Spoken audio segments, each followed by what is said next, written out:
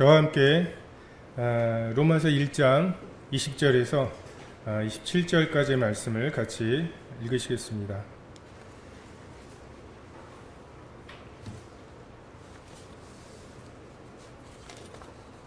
로마서 1장 20절에서 27절까지의 말씀을 같이 보시겠습니다.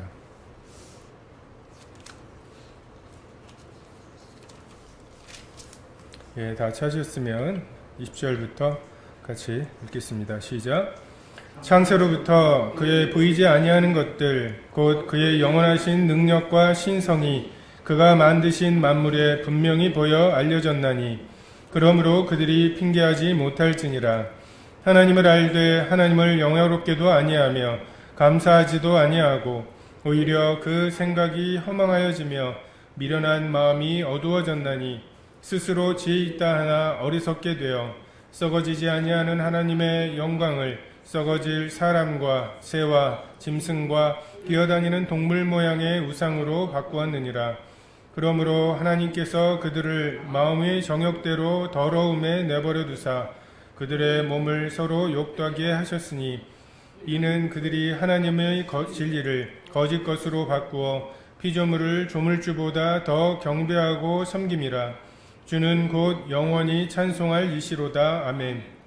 이 때문에 하나님께서 그들을 부끄러운 욕심에 내버려 두셨으니 곧 그들의 여자들도 순리대로 쓸 것을 바꾸어 영리로 쓰며 그와 같이 남자들도 순리대로 여자 쓰기를 버리고 서로 향하여 음욕이 부릴 듯하며 남자가 남자와 더불어 부끄러운 일을 행하여 그들의 그릇됨에 상당한 보응을 그들 자신이 받았느니라.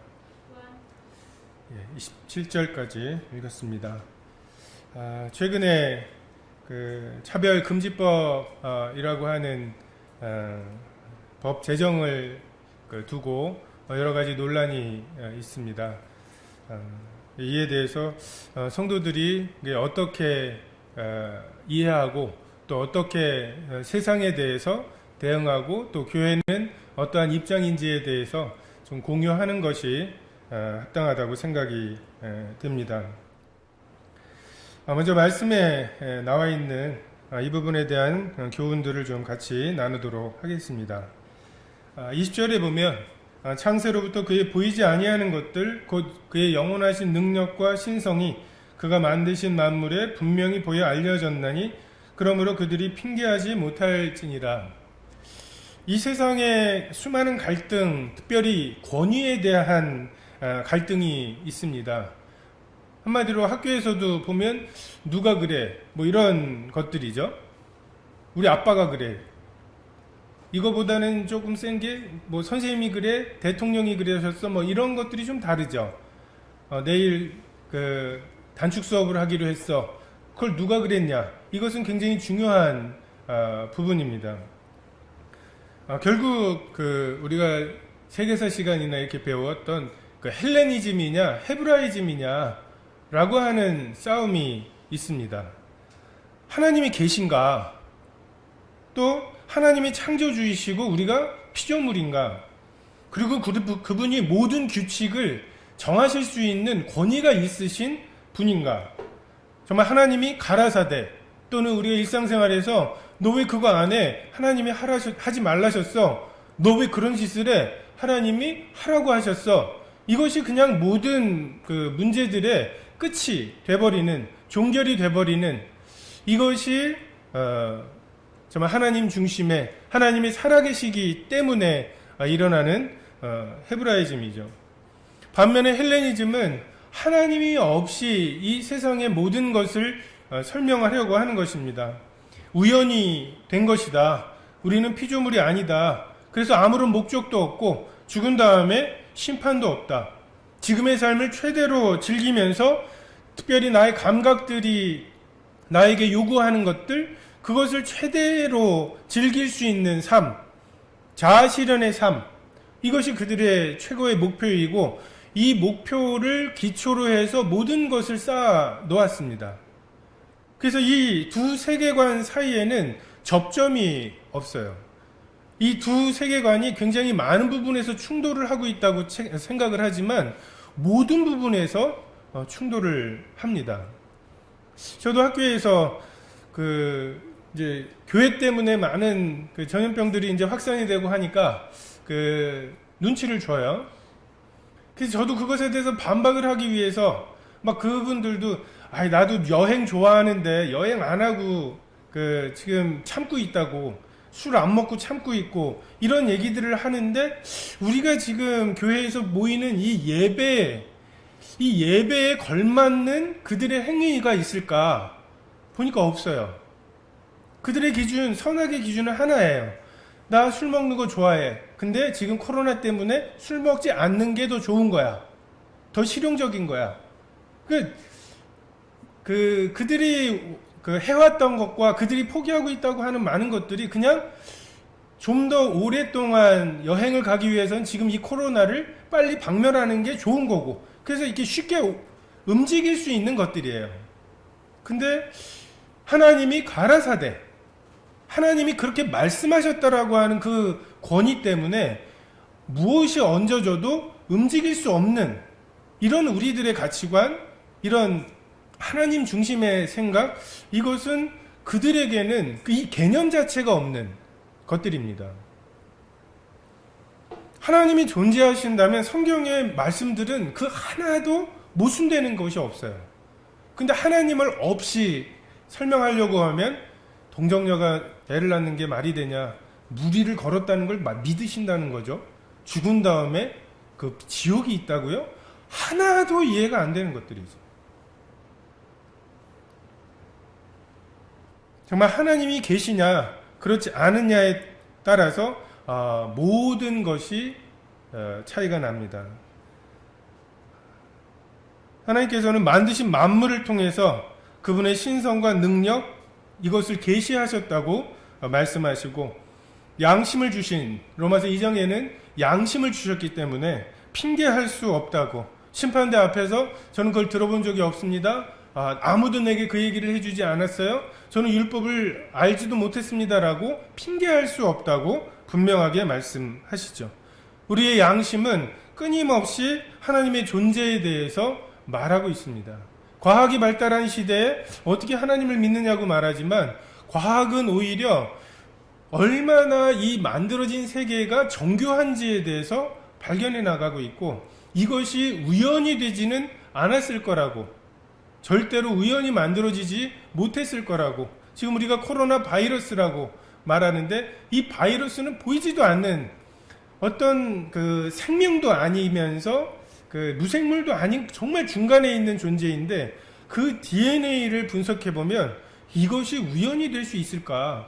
이것이 사람 몸에 침투해서 세포에 달라붙어서 자기의 DNA를 밀어 넣어서 그 자기 DNA대로 복제하도록, 만약에 우리가 어떤 컴퓨터에 그런 컴퓨터 바이러스가 우연히 만들어져서 우연히 침투해서 그런 일을 한다고 말하면 아무도 안 믿을 거예요.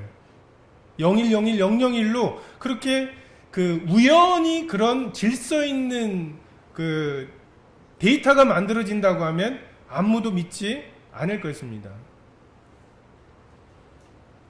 지금 상태는 하나님께서 선악과를 따먹은 아담과 하와에게 오셔서 너 왜 그랬어? 라고 하기도 전에, 그들을 정죄하시기도 전에 그들이 지레 겁먹고 내가 벗었으므로 두려워하여 숨었나이다 라고 고백한 그런 상태인 것 같아요. 그 양심을 통해서 하나님이 존재하시기만 해도, 사람들이 그래요. 복음을 전하다 보면 하나님이 계시다고 하는 것에 대해서 굉장히 격하게 반대합니다. 왜냐하면 하나님이 어떤 분이신지 상관없이 만약에 누군가가 계셔서 나를 만들었다면 내가 지금 이렇게 살도록 내가 사는 이 삶을 기뻐하시지 않는다고 하는 것에 대해서 양심의 확신이 있어요. 하나님이 얼마나 사람 많이 죽이느냐, 얼마나 잔인하게 사느냐, 이렇게 너를 심판하실 거다, 너 그렇게 착하게 살면 안 된다, 이렇게 말씀하실 리는 없다는 것을 알고 있다는 거죠. 그래서 그 양심의 소리를 어떻게 하면 잠재울 수 있을까? 심리학에 보면 인지 부조화라고 하는 이론이 있습니다. 사람이 자기가 믿고 있는 것과 행동이 다를 때 어떻게 해서든지 이 두 개를 하나로 만들려고 하는 그런 마음의 습성이 있어요. 이 두 개가 서로 다른 것을 굉장히 고통스러워 합니다. 예를 들어서 고등학교 3학년인데 공부를 해야 된다라고 하는 건 아는데 하지 않고 있잖아요. 그러면 공부를 하지 않고 있어서 쉬는 것 같아도 이 차이 때문에 생기는 갈등, 이것 때문에 굉장히 힘든 상태예요. 그래서 범죄를 저지르는 사람들을 보면 범죄를 저지르고 원래 이렇게 살아야 돼. 범죄를 저지르지 않아야 되는데 범죄를 저지르고 있는 이 두 상태를 계속해서 유지할 수는 없어요. 그래서 대부분은 범죄를 저지르고는 그게 무슨 범죄야? 그건 죄책감은 허상이야. 이렇게 말하려고 하는 거죠. 저는 교회를 떠나간 어떤 학생, 지금은 이제 청년이 되었지만 그 학생의 이야기를 보면 고3이어서 몇 주간 교회를 안 나갔어요. 처음에는 교회를 안 나가는 것에 대해서 굉장히 죄책감이 들고 이래도 되나? 이러다 벌 받아가지고서 막 수능에서 밀려 쓰고 막 이런 이제 생각들을 하다가 이게 몇 주가 지나면서 이 양심이 조금 완화되고 두려움이 사라지고 이렇게 되면서 내가 지금 교회를 하나님이 계시다면 교회를 나가서 그분을 예배하는 것이 마땅한데 지금 그렇지 않는 것에 대해서 조화를 해야 되겠죠. 맞춰야 되겠죠. 그래서 하나님 안 계신 거 아니야? 이렇게 맞췄다고. 그래서 그 이후로 교회에 나오지 않고 굉장히 이렇게 완고한, 그러니까 기독교를 아예 대해보지 못한 무지함이 아니라 기독교에 대해서 다 알면서도 하나님을 거부하는 완고한 상태가 돼버린 것을 보곤 합니다. 이 사람들은 하나님에 대한 이 인지 부조화, 이 상태를 어찌하든 해결하려고 합니다. 이 양심의 죄책감, 이것을 해결하려고 하고, 그래서 하나님이 없는 것으로 살아가고, 그리고 더 나아가서 앞으로 그렇게 계속 살고 싶잖아요. 그래서 하나님이 내 욕심대로 살지는 못하게 하실 거라고 하는 어떤 피해의식과 고집스러움, 내 마음대로 살겠다, 이 생각과 또 그렇게 욕심대로 살아도 될까? 라고 하는 어떤 죄책감과 두려움이 내 양심을 통해서 계속 일어나죠. 그리고 하나님께서는 양심을 통해 이 핑계할 수 없다라고 하는 것을 깨닫게 하시고 하나님께 나오게 하시려고 이 양심을 통해 말씀하시는데, 근데 사람들은 죄악이 주는 쾌락과 그리고 자아 실현이라고 하는 허상 속에서 하나님을 지워버리려고 애를 씁니다. 양심의 소리를 잠재우려고 하고, 근데 양심은 우리 영혼의 감각과 같은 거죠. 뜨거운데 이 뜨거운 것을 무시하고 없애고 계속 그 뜨거운 상태로 있다면 우리의 몸이 파괴되는 것처럼 양심을 통해서 주시는 감각, 경고를 우리가 무시할 때 당연히 우리의 영은 파괴될 것입니다.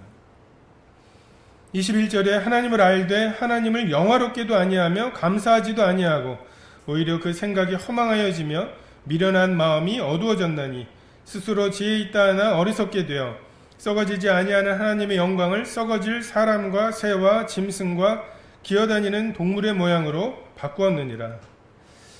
하나님을 영화롭게 할 것도 감사할 것도 없는, 그야말로 영생이 없는 거죠.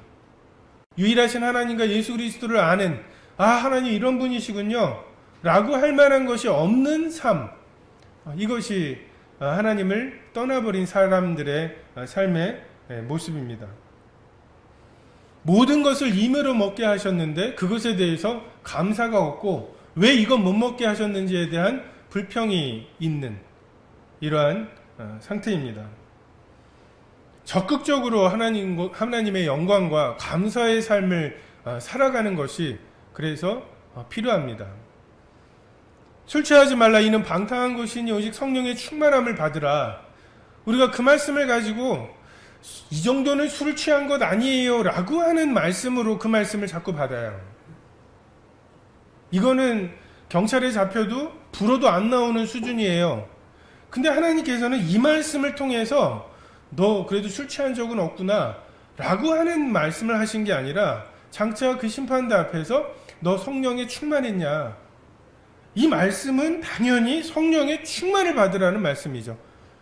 수동적으로 술 취하지 말라고 하시는 말씀에 순종하라는 말씀이 아니라 성령의 충만함을 받으라는 말씀, 명령이고, 그래서 성령이 충만했느냐는 질문을 주님께서 우리에게 하실 것입니다. 마찬가지로 하나님을 영화롭게 했느냐, 나 하나님 반대한 적 없어요, 저 하나님 존재 정도는 믿었어요, 이런 수준으로 말씀하신 게 아니라 정말 하나님을 영화롭게 했느냐, 영과 진리로 참되게 예배했느냐, 감사했느냐, 이것에 대해서 심판하실 말씀입니다. 지혜 있다 하나 어리석게 되었다고. 우리 아이들도 보면 우리가 답답한 게 이기적이라고 말하지만 사실 이로울 이자 자기 기자, 자기한테 이롭지 않은 삶을 살잖아요. 그게 부모들이 답답한 거죠. 지혜 있는 것처럼, 이게 자아실현을 하는 것처럼 그렇게 하나님 없이 살아보겠다고 살아가지만 탕자가 살아간 허랑방탕한, 창기와 다 먹어버리는, 아무것도 남지 않는, 돼지가 먹는 쥐염 열매도 없게 돼버리는 그런 상태로 치달아가면서 그것이 하나님 믿었으면 어떻게 될 뻔했어, 하나님 믿고는 저렇게 될 뻔했잖아, 저렇게 예배한답시고 죽치고 앉아서 저 청승을 떨 뻔했잖아. 정말 이것을 하나님이 가치 있다고 여기시는 것을 어리석게 생각하고, 하나님이 육신대로 살면 반드시 죽는다고 하시는 그 길을 굉장히 지혜롭게 여기는 이런 어리석음이 있습니다. 밤을 새워서 클럽에서 술을 먹고 하는 이것에 대해서는 너무너무 뿌듯하고 지혜 있게 시간과 돈을 사용했다고 말하지만 11조를 해? 야, 그거 완전 속는 거 아니야? 라고 하는 이런 어리석음이 있습니다. 말세에 고통하는 때가 이르러 사람들이 자기를 사랑하며 돈을 사랑하며 자랑하며 교만하며 비방하며 부모를 거역하며 감사하지 아니하며 거룩하지 아니하며 무정하며 원통함을 풀지 아니하며 모함하며 절제하지 못하며 사나우며 선한 것을 좋아하지 아니하며 배신하며 조급하며 자만하며 쾌락 사랑하기를 하나님 사랑하는 것보다 더하며 경건의 모양은 있으나 능력은 부인하는 자니 이 같은 자들에게서 내가 돌아서라. 말세죠. 정말 하나님이 없다라고 하는 그 사상이 극대화되는 것이 말세의 징조입니다. 정말 우리 대한민국이 유교라고 하는 어떤 그래도 그런 도덕적인 기반이 있었죠. 그래서 어떤 사양지심, 내가 원하기는 하지만 그것을 사양하는 마음이 있고 부끄러워하는 마음이 있고, 이것이 우리에게 기본이었어요. 내가 가지고 있고 누리고 있지만 그것을 자랑하지 않는 것이 미덕이었습니다. 당연한. 근데 이제 너도 나도 자랑하는, 절제하지 않는 것이 미덕이고 더 많은 것을 추구하는 것이 미덕이 되었습니다. 24절에 그러므로 하나님께서 그들을 마음의 정욕대로 더러움에 내버려 두사 그들의 몸을 서로 욕되게 하셨으니 이는 그들이 하나님의 진리를 거짓 것으로 바꾸어 피조물을 조물주보다 더 경배하고 섬김이라. 주는 곧 영원히 찬송할 이시로다. 아멘.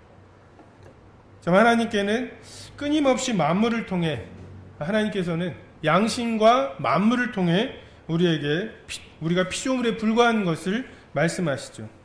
근데 우리가 우리의 눈과 귀를 닫고 행여라도 듣고 마음으로 깨달아 고침을 받을까봐 두려워하는 이 연약함을 넘어 완악함에 머물려고 할 때, 그리고 그분의 진리를 배척하고 알았는데 이해가 안 되는 게, 믿어지지 않는 게 아니라 진리를 배척하려고 애를 쓰죠. 우리가 육신적인 삶에 대해서 굉장히 허랑방탕한 탕자가 겪었던 그러한 삶을 생각하지만, 실제로 보면 가인은 하나님께 벌을 받아서 에덴의 동편으로 간 다음에 성을 쌓았습니다. 그리고 가인의 후예들이 문명들을 만들어내죠. 각양동철로 그 기계를 만들고 육축을 치고 음악을 하는 사람들의 조상이 됩니다. 육신을 따라 낳은 그 이스마엘은 이삭은 달랑 둘을 낳는데 12방백을 이루게 됩니다. 이 세상에 충성하면 육신의 정욕과 안목의 정욕과 이생의 자랑을 얻을 수 있어요. 하나님께서 특별한 은혜를 베푸셔서 탕자처럼 망하게 하시지 않으면 정말 이것 가운데에서 헤어나올 수 없는 것입니다.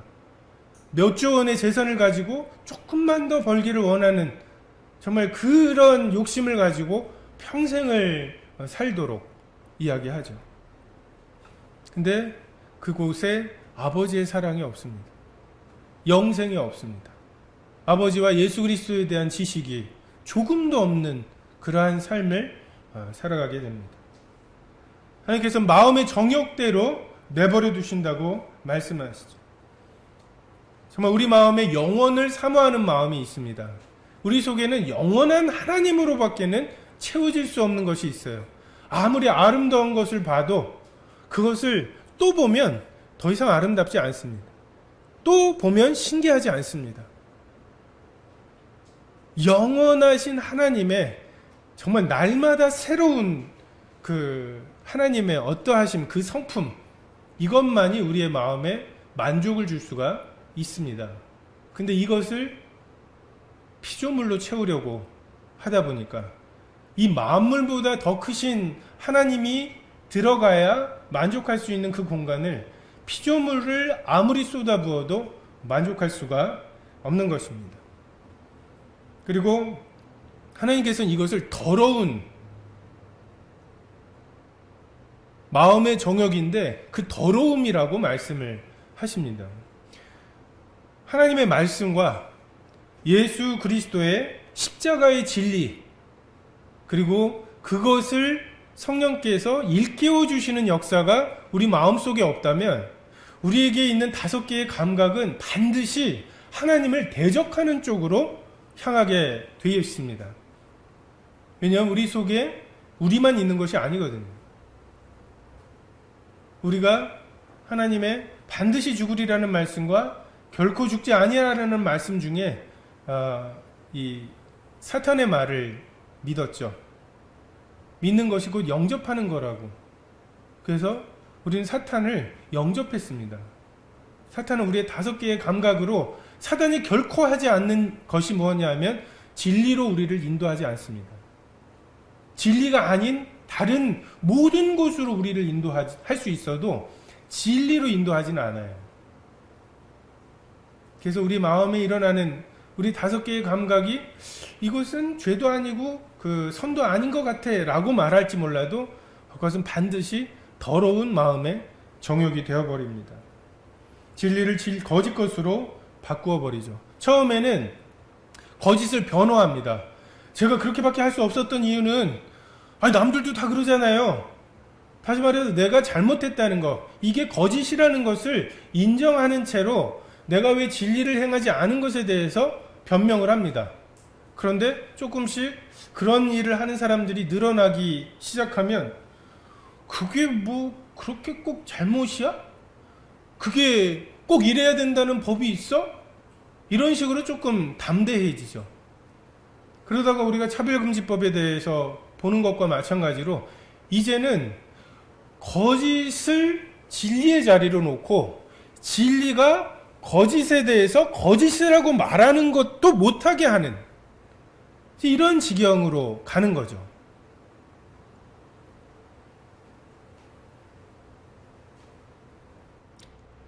영원하신 하나님으로 채워질 공간을 거짓것, 피조물로 채우려고 시도하고 그것이 아니라고 하나님이 말씀하시지만 그것에 대해서 끝까지 거절할 때 하나님의 심판은 내버려 두십니다. 아무 말씀도 안 하세요. 그냥 세상을 추구하고 거기에서 육신의 정욕과 안목의 정욕과 이생의 자랑을 정말 기뻐하도록 이게 다인가? 라고 하는 마음의 어떤 허무함에 마음이 생기거나 하지 않도록 하셔야 해요.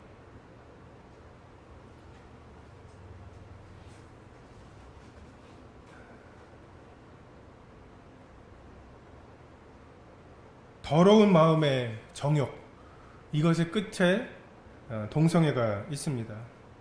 26절에 이 때문에 하나님께서 그들을 부끄러운 욕심에 내버려 두셨으니 곧 그들의 여자들도 순리대로 쓸 것을 바꿔 영리로 쓰며 그와 같이 남자들도 순리대로 여자 쓰기를 버리고 서로 향하여 음욕을 부릴 듯하며 남자가 남자와 더불어 부끄러운 일을 행하여 그들의 그릇 때문에 상당한 보응을 그들 자신이 받았느니라. 부끄러워야 할 것이 부끄러워야 마땅한 것을 자랑하는 시대에 우리가 살고 있습니다. 사형에 해당하는 죄가 성공으로 포장되어 있어요. 예전에는 교회에서 이러이러한 유혹들을 조심하셔야 된다고 말했던 많은 것들이 이제 심지어 교회 내에서조차도 그것이 하나님께서 주신 복이라고 말하기 시작했습니다. 부끄러워하고 또는 자기가 누리고 있지만 그것을 좀 감춰야 했던 이런 당연한 우리들의 어떤 양심의 작용들이 이제 봉인이 풀려버렸죠. 자기 피할 시대라고 말하면서 자기를 스스로 드러내야 되는 시대, 그리고 그것을 드러낼 수 있는 수많은 창구들을 만들어 놓았죠. 정말 하나님께서 대한민국을 역사를 돌이켜보면 어떻게 이런 역사가 있을 수 있을까? 전 세계에 유례가 없는 역사이죠. 저희가 해방됐을 때 GNP가 67불이었다고 이야기합니다. 정말 성인 남자 하나가, 그때 67불은 지금의 가치와는 달랐겠지만 성인 남자가 아니라 그냥 평균적인 사람이 1년에 6만 7천 원, 1달러를 1,000원으로 한 사람이면 10만 원도 벌지 못했던 그런 나라, 그것도 남북이 대치를 하고 있고, 정말 우리가 지금 이라크 전쟁 끝난 직후에 이라크를 제가 봤을 때 저 나라가 앞으로 한 40년 정도 후에는 올림픽도 하고 월드컵도 치르고 그래도 GNP가 웬만큼 될 나라겠구나, 이런 생각을 제가 도저히 상상을 못 하겠더라고요. 근데 그 나라는 석유가 있어요. 우린 그것조차도 없는 나라였죠. 정말 아시아에서 유일하게 기독교 인구가 10%가 넘는 이런 나라입니다. 정말 우리에게 하나님께서 각별한 복을 주셨다고 설명할 수밖에 없는 그러한 시간들이 있었고, 그때 하나님께서 우리에게 사회 전반적인 도덕적인 어떤 공통적인 토대가 있었다고 생각이 됩니다. 하나님이 성경에서 죄라고 말씀하시는 것들에 대해서 우리 모두가 다 같이 죄라고 납득하고 있었던 그러한 시절들이 있었습니다. 법 이전에 도덕과 전통 그리고 양심이 살아있었던 그러한 때가 있었죠. 근데 지금 이런 것들이 굉장히 무너지고 있어요. 조금만 앞세대에서 좋았던 것을 다음 세대에 전수하려고 하면 세대 차이라고 그냥 그건 그 시절 얘기고요 라고 폄훼해버리고, 그리고 꼰대라고 하면 끝이에요. 그리고 나이 드신 분들도 이제는 스스로 꼰대 소리 안 들으려고 그런 말을 입에 담을 수가 없게 만들어 놓은 어떤 시스템이 돼버렸어요. 그냥 어느 시절 이전의 것들은 다 무시해야 되는 이런 것으로 지금 분위기를 어느덧 만들어 버렸습니다. 라떼는 말이야 라고 하는 게 딱 꼰대에 뭔가 아무 말도 못하게 돼버렸어요. 특히 우리가 우리 아이들에게 아무런 어떤 신앙적인 것들을 전수하지 못하게 막 입을 막고 있습니다.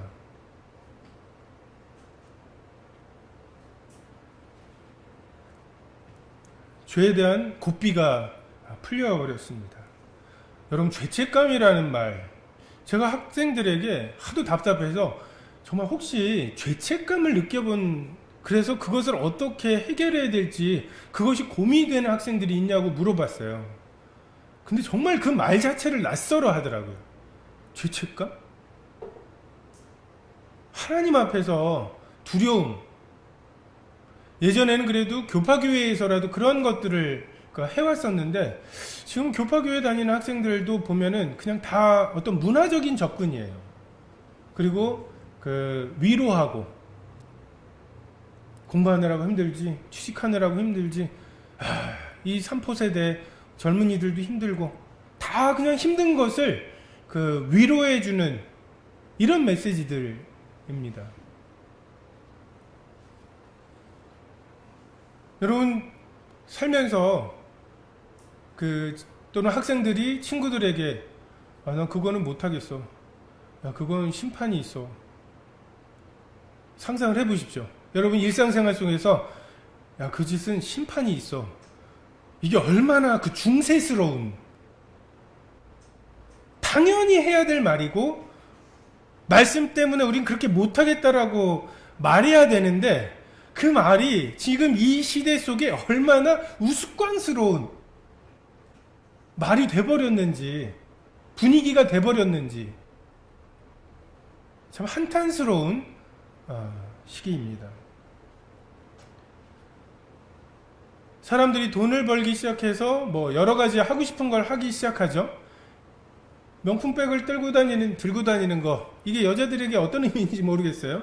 저희 학교에도 여선생님들 보면은 학교에 갈 때 그래도 이런 지갑 하나는 있어야 돼, 이런 얘기를 하시더라고요. 그래서 앞에 담임선생님하고 상담할 때 그래도 지갑 하나 이렇게 놓고 대화하는 게 필요하다고 얘기를 하셔요. 사실 저는 그 백을 들고 다니는 그 만족감이 뭔지를 사실 잘 모르겠어요. 그 백이 정말 많이 들어가고 실용적이면 몰라도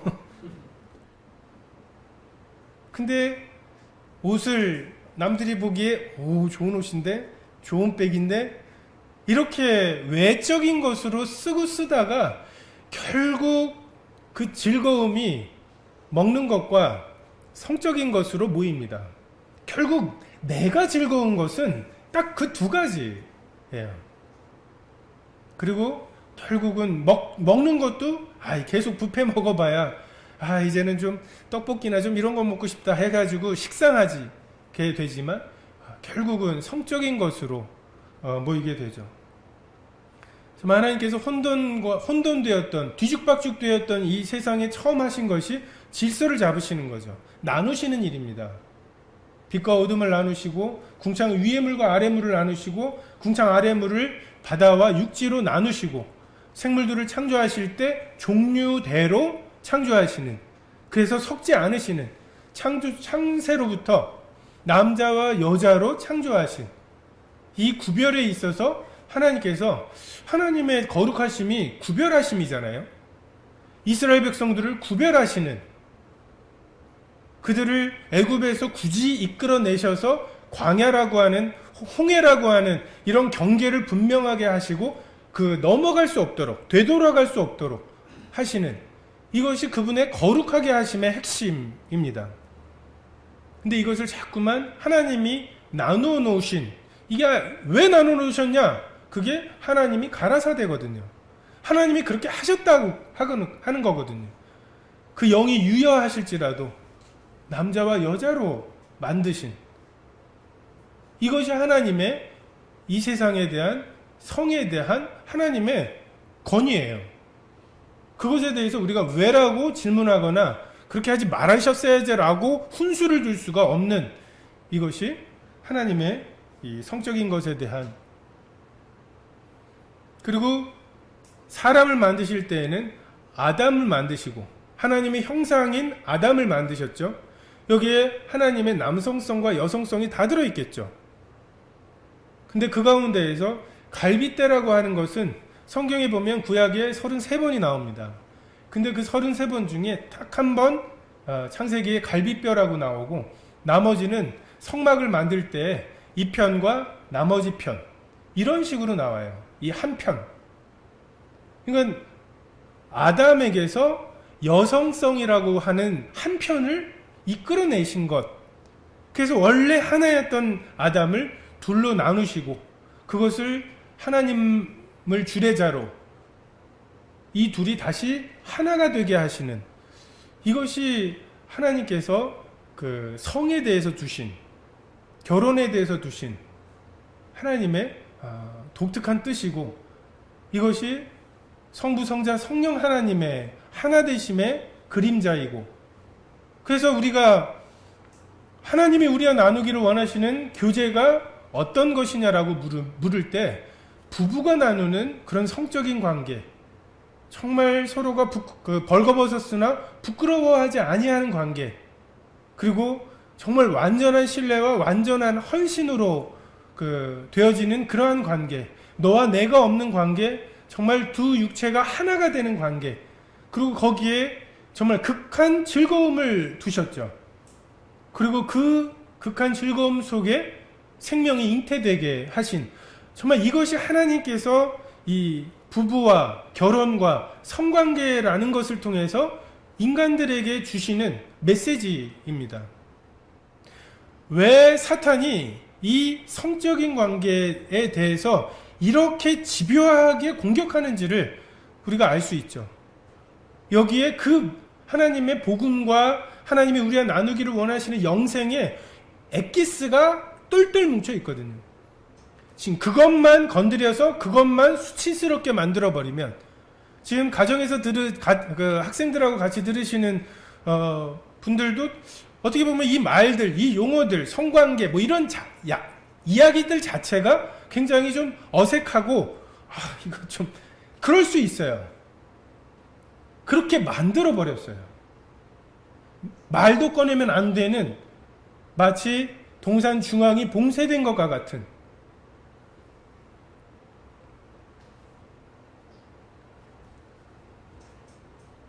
하나님께서는 죄로 인해서 하나님의 생명이 떠난, 그래서 말씀이 들어가서 머물 곳이 없어져 버리고 예수 그리스도의 십자가는 최대한 피하고 싶어져 버린, 그리고 성령께서 정말 하나님의 깊은 것을 드러내 주셔야 우리 마음에, 우리들의 감각이 비로소 하나님의 도구로 사용될 수 있는데 그렇게 되지 않은, 그래서 타락해버린 우리 인생이라 할지라도 여러분들이 다 경험하셨던 것처럼 이성에 대한 사랑, 이성에 대한 관심, 이것 때문에 우리가 굉장히 많은 것을 포기해야만 하죠. 그 사랑을 얻기 위해서 이 사자들이 이 발톱도 좀 감출 줄도 알고, 남자들끼리 할 때에는 사귈 때에는 아무런 문제가 없었던 것들이 여자하고 사귈 때에는 뭔가 문제가 되기 시작하는, 근데 그것에 대해서 이해도 안 되고 납득도 안 되고 논리적으로도 안 맞는 것 같지만 그래 내가 잘못했어 라고 말을 해야 하는, 그래서 정말 하나님께서는 그 이성, 그 결혼이라고 하는 이 본능을 통해서 내가 나 아닌 무언가를 사랑하는 기쁨, 정말 내가 나만을 위해서 살아왔는데 정말 나 아닌 무언가를 사랑하고 나보다 그 존재를 더 사랑하는 것으로 인해서 기뻐하는 것을 경험하게 하시는 그런 역사가 있습니다. 근데 이거조차도 사라져버리는 게 동성애죠.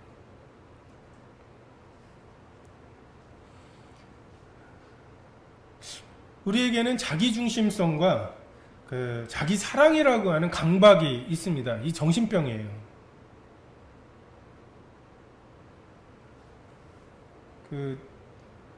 수건 걸어놓으면 수건 줄 맞춰야 되는 사람도 있죠.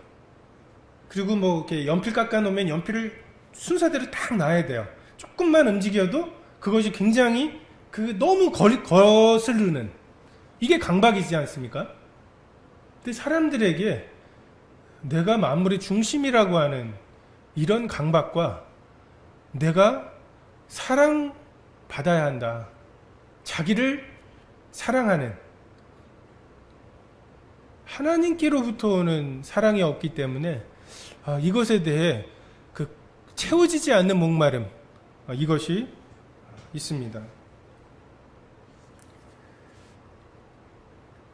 이성에 대한 사랑, 그리고 그 이성의 사랑을 얻기 위해서 그나마 내가 내 것을 포기하고 이러한 것들을 했어야 하는데 그거조차도 없는 동성애는 정말 자기 사랑의 극한입니다.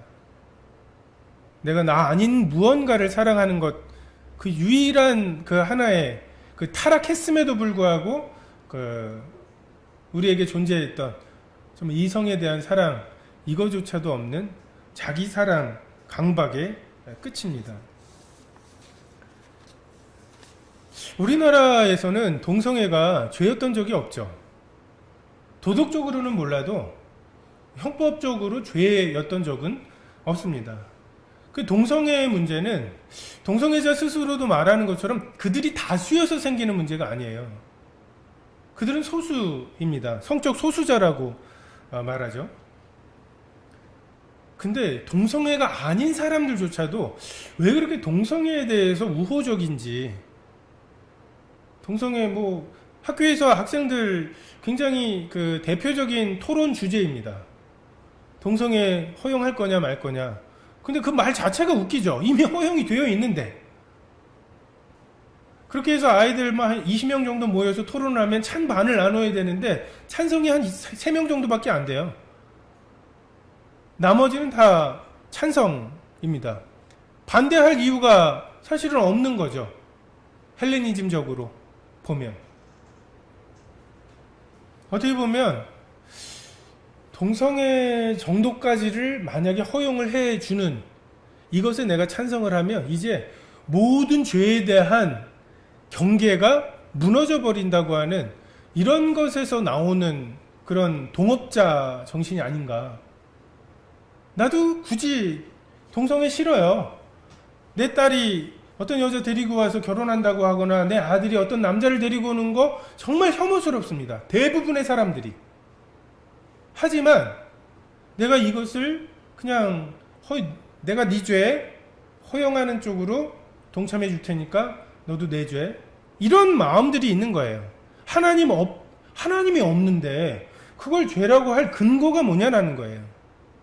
예전에는 노동력이 필요했죠. 그래서 예전에는 동성애가 죄였어요. 유교에서는 동성애가 굉장히 큰 죄였습니다. 근데 이제 더 이상 노동력이 관건인 시대가 아니죠. 그러니까 굳이 애를 낳지 않아도 되는 이런 상황에서 남에게 피해를 주는 것도 아니고 지들 좋아서 한다는데 라고 하는 식으로 움직이는데 헬레니즘은 아무런 거리낌이 없어요. 근데 이 헤브라이즘, 하나님이 가라사대, 여기에서 우리가 걸리는 거죠. 여기에 실용적으로 봤을 때 동성애를 허용해도 상관이 없다니까요 라고 말하는 게 얹어져도 하나님이 그렇게 말씀하셨어, 동성애는 죄라고 말씀하셨어, 이것에서 우리가 움직일 수 없는, 여기에서 부딪히기 시작하는 것입니다. 하나님이 가라사대가 모든 것의 근거인 이 시대와 나는 생각한다, 고로 존재한다, 여러분 나는 생각하고 있다, 이게 모든 것의 기초라고 생각하는 거예요. 여러분 학교에서나 또는 르네상스 굉장히 좋은 것으로 배우잖아요. 그리고 그 르네상스는 중세 암흑시대를 극복하고 나온 것으로 배우잖아요. 근데 지금 그들이 보기에 우리는 지금 암흑시대에 살고 있는 거죠. 하나님이 그렇게 말씀하셨어 라고 하는 것이 모든 근거인, 그리고 지금 르네상스가 그렇게 추앙받는 시대에 살면서 교회가, 그 교회의 가르침이 이 세상과 부딪히지 않을 수는 사실은 없는 겁니다. 지금 불교와 그 천주교에 비해서 기독교가 굉장히 욕을 많이 먹어요. 근본적으로 불교와 천주교처럼 정말 길들여진 그런 그 종교와 길들여지지 않은 이런 종교 사이에는 갈등이 있을 수밖에 없어요. 우리가 이런 갈등조차도 없는 평화, 이것을 추구할 필요는 없습니다. 기본적으로 마음에 안 들어 할 거예요. 왜요? 하나님이 그렇게 하셨어, 하나님이 그렇게 하지 말라셨어, 이 말을 누가 좋아하겠어요? 차별금지와 차별금지법은 구별할 필요가 있습니다. 우린 차별금지에 찬성하죠. 문제는 이 차별금지라고 하는 굉장히 고결해 보이는 이런 그 주제 속에 종교라든지 성별이라든지 성적 지향 같은 것, 이런 것을 교묘하게 집어넣어 놓았습니다. 종교라고 하면 실제로 기독교 기반의 어떤 사학 있어요. 근데 거기에 예를 들어서 무슬림이 지원을 했을 때 그 사람을 침례받았느냐, 목사의 추천을 받아와라, 이걸 이제 못하게 되는 거죠. 우리도 CTI 같은데 그 장로님 추천서를 받아오라, 그럼 무슬림을 우리가 추천하진 않을 거 아니에요. 이런 식의 제도들을 못하게 되는 것입니다. 그리고 그런 사람들이 그곳에 들어가서 동성애가 왜 죄냐라고 말할 수 있는 것이죠. 미국의 경우에, 독일의 경우 또는 유럽 같은 경우에 무슬림들이 많아지면서 무슬림들의 명절을 명절로 이제 휴일로 잡아야 하는 이런 것들을 계속 해줘요. 그러니까 그들은 무슬림을 받아들이고 포용하려고 애를 씁니다. 근데 크리스마스 때 메리 크리스마스는 안 되는 거예요. 그러니까 그들은 포용을 요구하면서 메리 크리스마스는 안 되는, 오바마 대통령 때도 그랬죠. 오바마 대통령 때에도 시즌스 그리팅이라고 그냥 휴일 잘 보시, 해피 할리데이라든지 이런 식으로 인사를 해야 되고, 메리 크리스마스를 오히려 못하게 되는 이런 이제 역차별들을 차별금지법으로 인해서 야기하게 되는 것입니다. 성별이라고 하는 것도, 아니 남성과 여성 때문에 차별받는 거, 이건 우리가 분명히 반대하죠. 똑같은 일을 하고 똑같은 자격으로 지원을 했는데 여자네 하고서 떨어뜨리는 거, 또는 남자네 하고 떨어뜨리는 것은 분명히 안 되죠. 근데 여기에 차별금지법에 보면 성별이란 남성, 여성 그 외에 분류할 수 없는 성을 말한다. 남성과 여성 이것까지만 하면 문제될 것이 없습니다. 그것에 따라서 차별하지 말아야 된다, 이것에 대해서 우리가 100% 동의하죠. 근데 그 외에 분류할 수 없는 성이라고 하는 문항을 만들어놔서 남성이었는데 여성으로, 여성이었는데 남성으로 바뀌는 트랜스젠더라든지, 또는 스스로 성별을 정한다는 거죠. 실제로 캐나다 같은 경우에는 아이들의 성별에 U라고 씁니다. unknown. 메일이나 피메일, 남성, 여성으로 하는 게 아니라 unknown으로 해놓고 나중에 이 아이가 자라서 나는 남성으로 할래요, 여성으로 할래요를 정한다는 거죠. 심지어는 남성인지 여성인지 자기 정체성이 떠돌 수 있다는 거예요. 지금은 남성이고 지금은 여성이고, 이거를 유동적인 그런 성도 허용을 한다라는 식으로 설명이 되어 있습니다.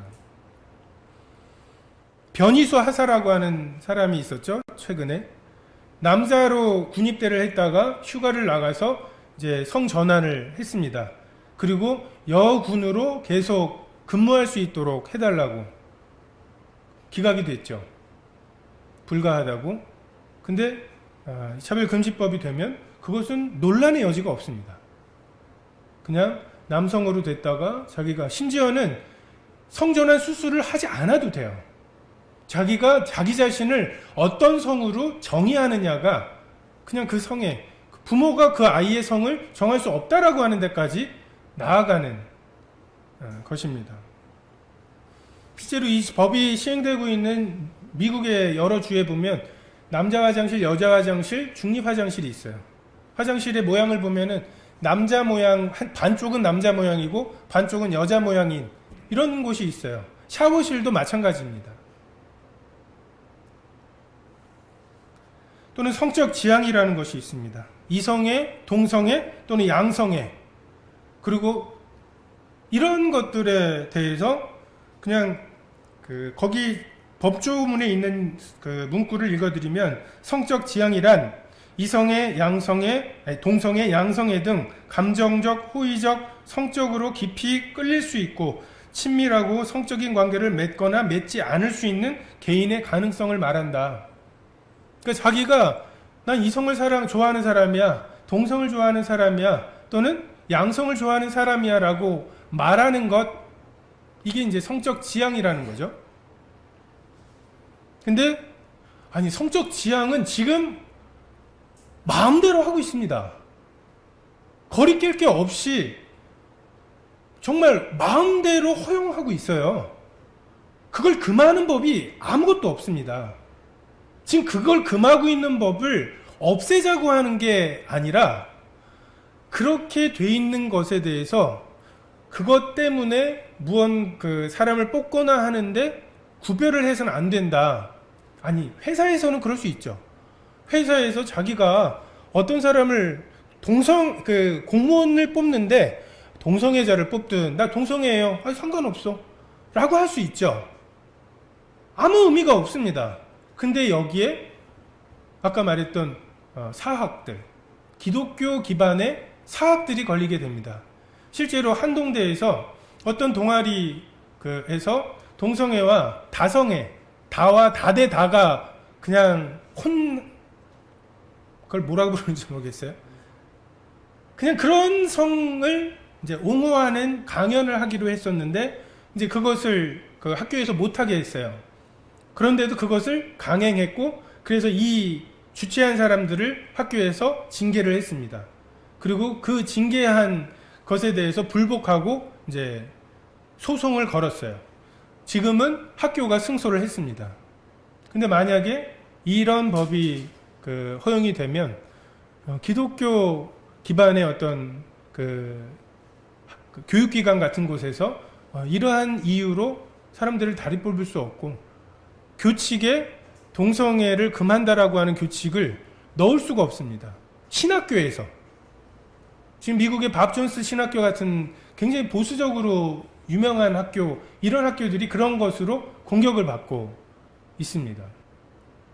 그래서 저도 미국에 있는 미국에서 보수적이라는 사람들, 그리고 우리도 잘 아는 그레이스 채플 존 메가더 같은 그런 교회들 보면 집합금지 명령을 어기고 해갖고 신문에 나요. CNN 같은 데 나옵니다. 근데 왜 그런가 보면 지금 이러한 문제들로 굉장히 첨예하게 충돌하고 있어서 그래요. 오바마 대통령 시절에 동성애자인 부부가 기독교인인 걸 알고, 그 빵집 주인이 기독교인인 걸 알고 가서 동성애 결혼식 축하하는 케이크를 만들어 달라고 합니다.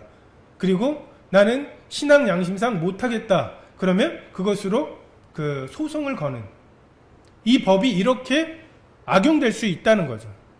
실제로 북유럽이나 이런 곳에는 지금 동성애는 죄라고 하는 그 팻말을 가지고 이 팜플렛을 나눠주던 목사님들이 실형을 선고받고 살고 있습니다.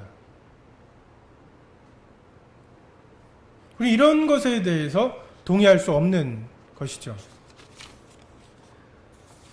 미국 같은 데에는 성직자가 주례를 해야 법적으로 부부가 됩니다. 신고만 해서 되는 게 아니라. 그런데 기독교 목사님에게 동성인이 와서 주례해달라고 할 때 동성이어서 안 된다고 말할 수가 없게 돼버리고, 일부 다처를 추구하는 사람이 나는 이 사람 같이 부부가 되겠습니다. 근데 그것을 거부할 수 없게. 왜? 차별이니까요. 남자 여자가 오면 해줄 건데 왜 남자 여자가 오면 못 해주느냐 라고 하기 때문에 이것을 반하는 거죠.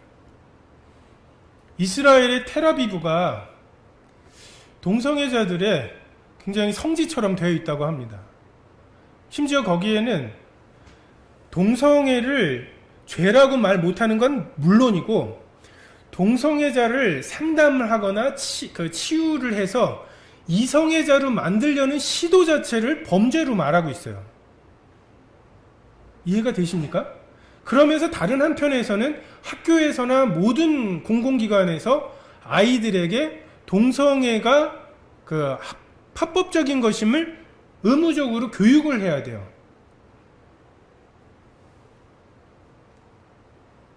동성애자를 이성애자로 만드는 건 안 되는데 이성애자리 동성애자로 가는 곳으로는 계속 교육을 해대는.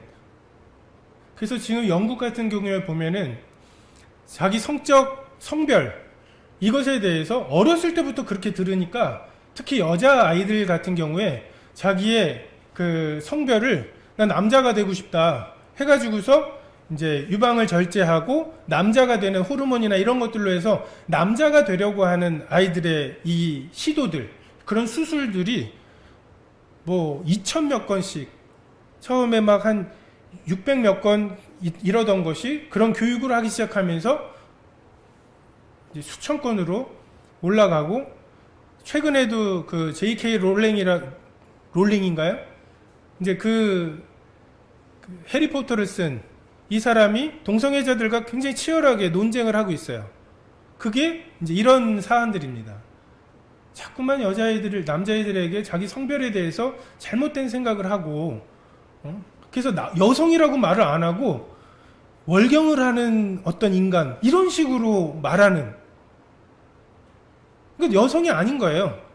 그러니까 월경을 하는 인간이지 자기가 그걸 남성이라고 하면 남성이 되는.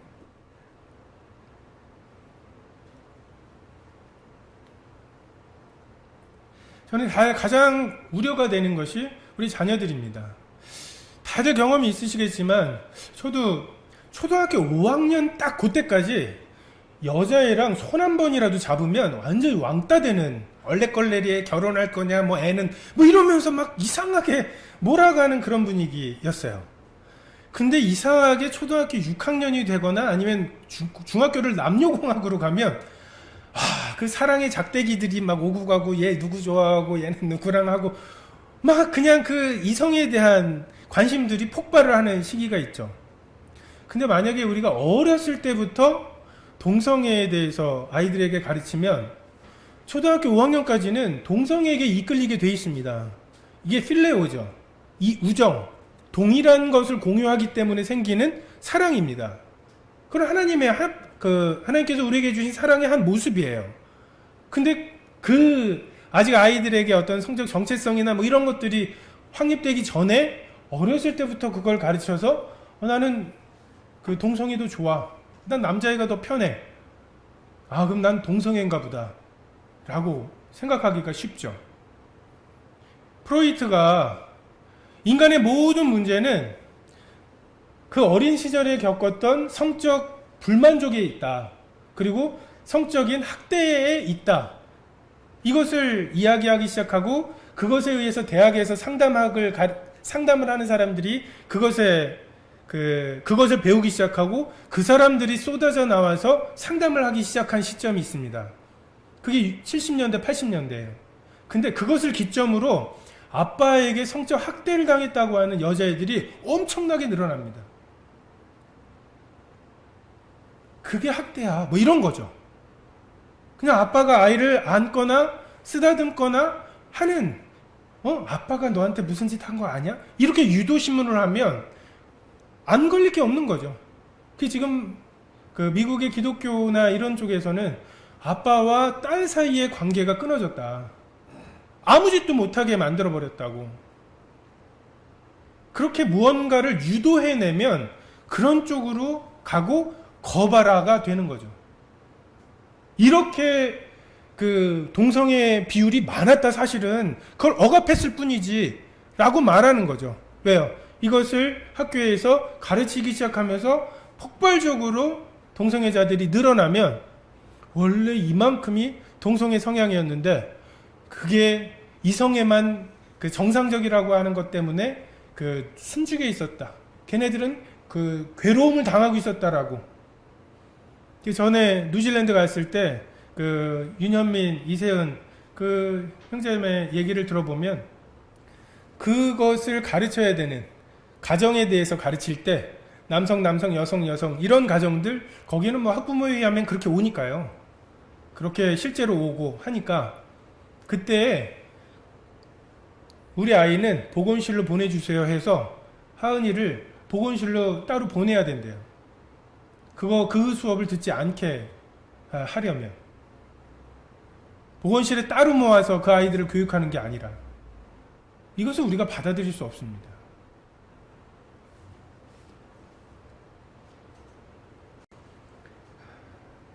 세상과 교회와의 관계가 지금 상당히 평화로웠죠. 뭐 박정희 대통령 때나 아니면 뭐 심지어 전두환 대통령 뭐 이럴 때에도 교회랑 세상이 부딪힐 일이 없었고, 또는 김대중 노무현 대통령 또는 보수와 진보라고 말할 때 사실 우리가 신문을 안 보면 지금 대통령이 누군지 모르고 예배드리고 교육하고 할 수 있었어요. 근데 갑자기 이제 지금 뭔가 이런 충돌들이 생기기 시작합니다. 고린도전서 5장 10절에 보면, 이 말은 이 세상에 음행하는 자들이나 탐하는 자들이나 속여 빼앗는 자들이나 우상 숭배하는 자들을 도무지 사귀지 말라 하는 것이 아니니 만일 그러하려면 너희가 세상 밖으로 나가야 할 것이니라. 우리가 지금 나가서 동성애는 죄라고 하는 법을 만들자고 하는 게 전혀 아닙니다. 이해가 되십니까? 우리가 세상의 침범에 들어가려고 하는 게 아니에요. 지금까지 동성애가 죄가 아니었는데 성경 말씀대로라면 동성애는 죄잖아. 왜 그걸 형법적으로 죄가 아니라고 빨리 그게 형법적으로 죄라고 하는 법을 만들어. 우리가 그렇게 요구하는 게 아니라 그들은 지금까지 마음껏 동성애를 행하고 있었고, 교회는 세상이 저지르는 동성애에 대해서 아무 말도 하지 않았어요. 지금도 마찬가지고요. 근데 갑자기 동성애라고 말하지 말라고 말하는 것, 이것이 이 차별금지법이 교회와 세상이 부딪히는 원인입니다. 여러분, 얼마 전에 간통이 위헌 판결을 받았죠? 그때 우리가 시위했습니까? 반대했습니까? 아니잖아요. 왜요? 간음은 어쨌든 죄가 아니었어요. 교회에서나 징계하는 거지. 아니, 동거를 한다거나 뭐 그들이 행하는 것들에 대해서 아무런, 우리가 홍대 앞에 가가지고 시위를 했습니까? 아니, 심지어 그렇게 치면 세상에 있는 뭐 대한민국의 주권은 국민으로부터 나온다. 아니죠. 하나님께부터 나와야죠. 그렇다면 우리가 헌법을 반대합니까? 아닙니다. 이건 마치 타이타닉호의 어떤 협의 같은 것 같아요. 타이타닉호가 우리는 침몰하고 있다. 그래서 몇몇을 설득해서 이 구명정에 태울 거예요. 근데 세상 사람들은 이 큰 배가 뭘 침몰을 해. 그걸 믿어? 믿거나 말거나 우린 이거 할 거야. 그래. 니네는 그거 하고 우리는 파티하고, 서로 니네 파티하는 거 우리 아무 말도 안 하겠다. 그리고 우리가 구명정에 사람들 태우는 거 니네도 말하지 마라. 이래서 지금 휴전 상태인 거예요. 잘 평화롭게 오고 있었어요. 그래서. 근데 너 애들 자꾸만 빼가지 마. 이렇게 되고 있는 거죠. 이것은 우리가 받아들일 수 없습니다. 간음은 세상에서 뭐 어떻게 하든 우린 상관없어요. 교회 내에서 간음은 죄입니다. 라고 여전히 말할 수 있잖아요. 그러면 상관없습니다. 동성애를 그들이 어떻게 행하든지 우리가 교회에서 동성애가 죄라고 하는 말을 할 수 있게 한다면 아무 상관이 없습니다. 근데 자꾸만 세상과 이 교회 사이에 이 경계를 세상이 침범해 오고 있는 거죠. 이것은 예상되어 있던 거예요. 왜냐하면 그들이 보다 자유롭게 죄를 지으려면 이 헤브라이즘을 반드시 파괴해야 되거든.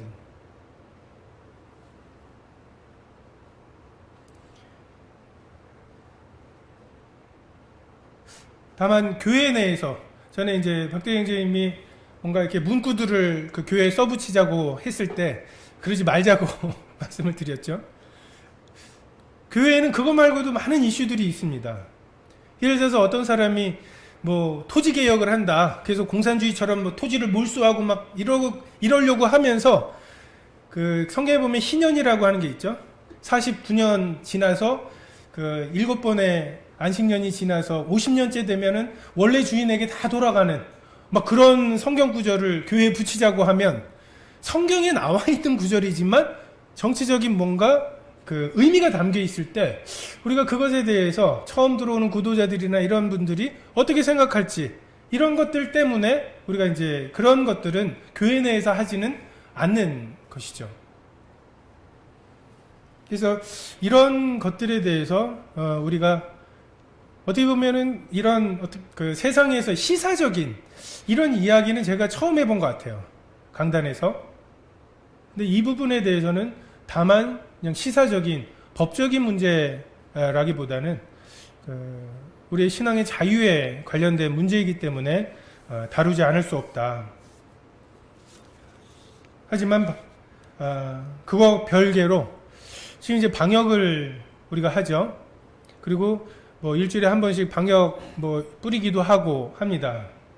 근데 이런 것에 대해서 교회에 모이게 하는 것에 대해서 반감을 가지고 또 유튜브나 보면 굉장히 음모론들이 많아요. 근데 그것에 대해서 교회는 동의할 수 없습니다. 지금 우리가 정부가 하고 있는 이 방역 대책과 이 시책에 대해서는 정말 100% 공감하고 해야 할 필요가 있습니다. 그래서 권세에 순복해야 되는 부분과 그 권세보다 더 위에 있는 권세가 있어서 그들에게 복종하지 않을 수밖에 없는 이러한 두 가지 요소가 있고,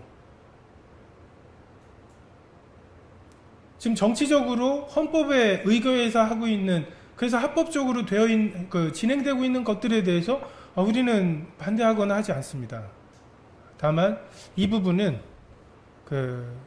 그렇게 되지 않도록 다양한 방법으로 우리가 애를 써야 되는 부분이고, 심지어 이것이 통과가 된다 하더라도 정말 뭐 전국 교회가 오늘이 그날이라고 일부러 그날을 정한 건 아닌데, 오늘 차별금지법에 대해서 전하는 날이라고 뭐 어느 단체에서, 기독교 단체에서 정했다고 합니다. 이런 식으로 정말 우리가 이 법이 통과가 되어서 이것이 불법이 되었을 때, 그러면 우리가 정말 하루를 잡아서 모든 교회가 합심해서 전하고 다 잡아갈 수 있는지, 이렇게 정부를 뒤엎으려고 하는 시도는 성경에 지지를 받지 못하지만, 정부가 요구하는 잘못된 것에 대해서 우리는 저항할 수 있는 거죠. 그리고 불복종, 그것에 대해서는 복종하지 않는다고 할 수 있을 것입니다. 그래서 우리가 이런 부분들에 대해서 우리가 주변에 있는 사람들 사실 몰라요. 동성애가 통과돼야 내가 좀 더 편하게 죄를 짓겠다라고 하는 이런 사람들에게 이 법이 실제로 통과됐을 때 일어날 일들에 대해서 우리 아이들이 학교에서 그런 교육을 받아야 되는, 지금 이 법에 의해서 교회는 사실 교회에서 전한다고 해서 위법이 되진 않습니다. 현재 이 법에 대해서는. 하지만 교육기관은 분명히 들어가요. 그것이 굉장히 큰 파급이 될 수 있고, 그리고 이것을 전하는 사람들, 만약에 저에게 학교에 어떤 아이가 기독교에 대해서 점심시간에 모여라 라고 말할 때, 실제로 그런 애가 있었거든요. 동성애에 대해서 어떻게 생각하시냐고. 그럼 학교 기관에서 그것에 대해서 그건 성경에서 죄라고 말한다고 말할 수가 없게 돼버리는, 굉장히 위축되는 그런 상태가 되고, 군대 전도를 한다거나 할 때에도 마찬가지가 될 것입니다. 우리가 지금 뱀처럼 지혜롭고 비둘기처럼 순결함을, 그 균형을 맞춰가면서 세상과 부딪히는 이 경계 속에서 정말 하나님의 순결하심과 세상 사람 사이에서의 지혜를 구사해야 할 때라고 생각이 됩니다. 기도하겠습니다.